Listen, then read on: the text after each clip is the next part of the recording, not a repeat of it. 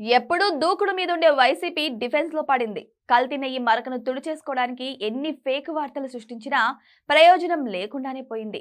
Heritage మీద ఎంత అసత్య ప్రసారం చేసినా తిరుమలలో శ్రీవారి లడ్డు ప్రసాదం కల్తీ కేసు నుంచి వైసీపీ తప్పించుకోలేకపోతుంది. సోషల్ మీడియాలో ఎంత ఊదరగొట్టినా భక్తులు నమ్మడం లేదు. మరోవైపు మద్యం స్కామ్ కేసు కూడా వైసీపీని షేక్ చేస్తోంది.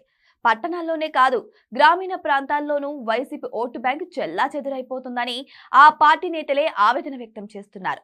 సోషల్ మీడియా ప్రచారాన్ని చూపించి అంతా బాగుంది, ప్రభుత్వం మీద వ్యతిరేకత ఉందని చెప్పుకోవడానికి కీలక నేతలు తప్పుపడుతున్నారు. శాసనసభ వేదికగా కల్తీ నెయ్యి వ్యవహారంలో వైసీపీ మీద తీవ్ర ఆరోపణలు చేసింది కూటమి ప్రభుత్వం.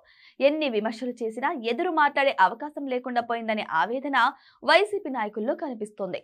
పరిస్థితి ఇలాగే ఉంటే పార్టీకి మరిన్ని ఇబ్బందులు తప్పవని అభిప్రాయం వ్యక్తం చేస్తున్నారు. అధికారంలో ఉండగా మొత్తం 175 సీట్లు గెలుస్తామని చెప్పుకున్న టైంలోనే 40% ఓట్లతో 11 సీట్లు మాత్రమే దక్కించుకోగలిగారు. పవర్ పోయిన తర్వాత అప్పట్లో ఓటేసిన 40% మందిలో పావు వంతు ఓటర్లు సైడ్ అయిపోయారని విశ్లేషకులు భావిస్తున్నారు. ప్రస్తుతం వైసీపీ నాయకులు సైతం ఇలాంటి అభిప్రాయంతో ఉన్నట్టు తెలుస్తోంది. ఎన్నికల్లో ఓటమి తర్వాత ఉత్తరాంధ్ర నుంచి రాయలసీమ వరకు రాష్ట్రంలోని అన్ని ప్రాంతాల్లో కీలక నాయకులు వైసీపీని వీడారు. వీరితో పాటు పెద్ద సంఖ్యలో కార్యకర్తలు కూడా ఫ్యాన్ ని వదిలేసి ఎవరి దారి వారు చూసుకున్నారు. కొందరు పార్టీలోనే ఉన్నా క్రియాశీలకంగా పనిచేయడం లేదు. వైసీపీని వదిలేసిన వాళ్ళని తిరిగి తెచ్చుకోవాలని జగన్ రెడ్డి ఆలోచిస్తున్నా వెనక్కి వచ్చే వాళ్లే కనిపించడం లేదు. ఇక వైసీపీలో కొనసాగితే ఫ్యూచర్ ఉంటుందన్న నమ్మకాన్ని కలిగించలేకపోతున్నారు.